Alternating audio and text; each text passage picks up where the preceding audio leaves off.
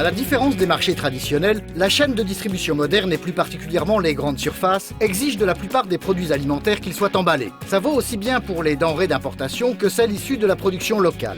Anticipant cette tendance, au moment où la demande de ses clients de la zone franche s'essouffle, le fondateur de l'entreprise Plaspac fait le pari d'accompagner l'essor de l'industrie agroalimentaire et de l'entrepreneuriat mauricien. Le projet est d'autant plus solide qu'il est basé sur l'histoire du pays et sur une vision de son développement. C'est pas un secret pour personne que Maurice, cette population composée des Afro, des Indiens, des Chinois, des musulmans, et qui ont tout, heureusement pour nous, une grande culture très vivante, et qui ont tout un petit secret culinaire qui aujourd'hui quand même intéresse tout un peuple mauricien. L'exemple, c'est que nous, les Chinoises, aujourd'hui, consommons pas toute la population.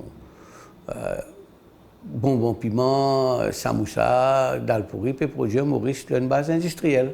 Moi, je suis là pour donner un service qui permet de gagner les mieux qui existent dans le monde, qui généralement finit développé pour un grand, on peut mettre ça à la portée des petits.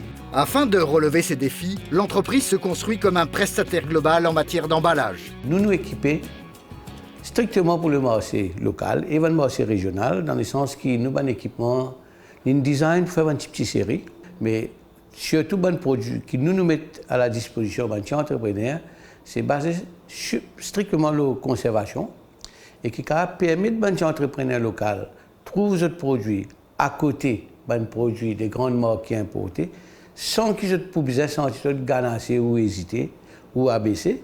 Et on a aussi garanti que nous pouvons donner tout un produit qui est capable de servir, qui est capable de respecter les normes à l'exportation. Premièrement, les clients se amènent de travail, l'ONCD ou par mail. Et puis nous pensons à Artwork là, nous disons que c'est éditable ou nous travaillons avec lui. Nous faisons aussi des sacs. Et dans les clients que j'ai venus, je n'ai aucune connaissance dans l'artwork, dans la conception visuelle. Alors, ce que je fais, je quitte tout le travail là, surtout le mois. Un exemple, c'est Secret Grand-mère. Il y en a 20 travails à faire, mais par contre, il n'y a pas 20 travails là, qui couleur pour mettre là-dedans. Il dit moi-même chargé à tout.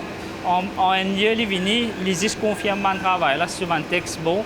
Si une information pour le sac là, le barcode qui est donné. Est-ce que le barcode là correspond avec ce barcode qui est donné là? Et ensuite, nous faisons ce sac.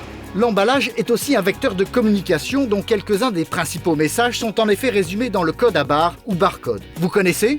Le code barre, c'est tout simplement le symbole qu'on a l'habitude de trouver sur nos produits avec des traits plus souvent en noir et blanc. Donc il y a le code pays, avec 3 chiffres, et notamment le 609, ça représente Maurice. On a le préfixe qui est octroyé à l'adhérent et qui est unique.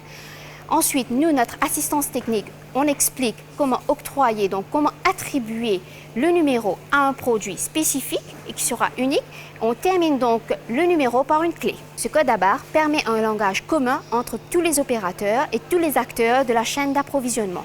Et ce code barre permet l'identification de ces produits lors de leur passage à la caisse. Afin d'éviter les confusions, ces codes sont délivrés sous l'autorité d'une entité unique qui a des relais partout dans le monde et couvre 150 pays, dont Maurice. Le GS1 Global, donc la maison mère, se trouve à Bruxelles. Et nous, à Maurice, on a un GS1 Maurice qui est sous l'égide de la Chambre de commerce. Et le GS1 Maurice, c'est le seul organisme officiel à Maurice qui est apte à délivrer des codes à barre de GS1. On accompagne aussi donc les adhérents en proposant de l'assistance technique. Des connaissances qui s'imposent pour vendre dans les super et hypermarchés. D'où l'importance des services délivrés par la MCCI.